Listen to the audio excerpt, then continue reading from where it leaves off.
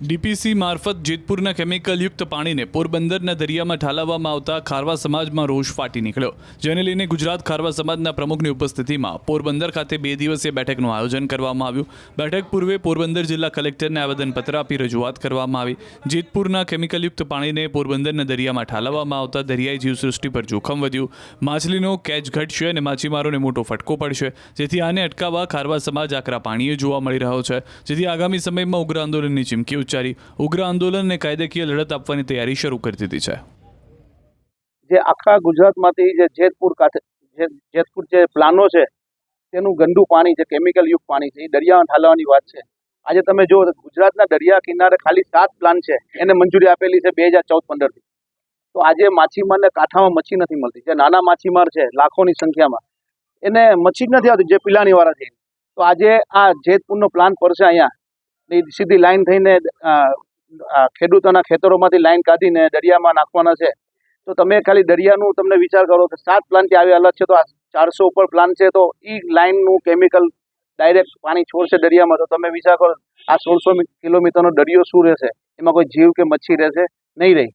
આજે કલેક્ટર સાહેબને અમે આખા ગુજરાતના મુખ્ય આગેવાનો બધા ભેગા થઈ અને જેતપુર જે પાણી સારી ઉદ્યોગનું શુદ્ધ કરેલું ગંદુ પાણી દરિયામાં આખા ગુજરાતમાં ઠલાવવાની પણ યોજના છે સરકારની. તો એના માટેનું એક આવેદન દેવા આવ્યા હતા અને મુખ્ય પ્રમુખોની સાથે આજે કલેક્ટર સાહેબે પણ એમને આશ્વાસન આપ્યું છે કે અમે તમારી આ વાત ધ્યાનમાં લઈ અને સરકારમાં આપણે રજૂઆત કરશે અને આ યોજનાને ફરી પાછા પૂર્ણ વિચારમાં રાખવી પડે એના માટેના આવેદન માટેનું આજે આપણે આવ્યા હતા.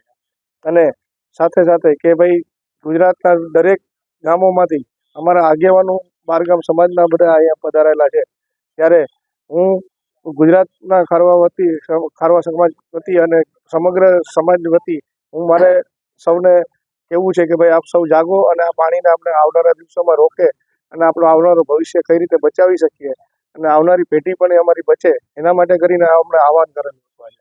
ગુજરાતના માછીમારોએ આ વસ્તુનો અનુભવ કર્યો છે કે દક્ષિણ ગુજરાતમાં અને કચ્છના દરિયા કિનારે ઝેરી કચરો કે ઝેરી પાણી ઉદ્યોગોનું નાખવાથી દરિયાની જીવન સૃષ્ટિ નાશ પામી છે અને આજે માછીમારોએ 60 નોટિકલ માઇલ સુધી ફિશિંગ કરવા જવું પડે છે.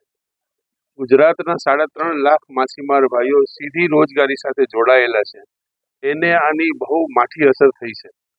રોજગાર મોટાભાગે છીનવાઈ ગયા જેવો છે. ડીઝલ, કેરોસીન, પેટ્રોલની મોંઘવારી ખૂબ છે, ધંધામાં ખૂબ વિક્ષેપ પાડે છે અને સાથે સાથે રોજગાર છીનવાઈ ગયાની સાથે સાથે ફૂડ ઉપર એટલે કે ખોરાક ઉપર પણ ગંભીર અસરો થઈ છે. વૈજ્ઞાનિકોના સંશોધનો પછી એવું લાગ્યું છે કે દરિયામાં માછલી પણ હવે ઝેર પીતી થઈ ગઈ છે અને એ ઝેર એનાથી સીધા માણસના અંદર આવે છે. લગભગ 100 કરોડ લોકો જે છે એ ગુજરાતની માછલી ખાય છે. દુનિયાના 100 કરોડ લોકો ગુજરાતની માછલી ખાય છે. 100 કરોડ લોકોના આરોગ્યને પણ હાનિ પહોંચાડે છે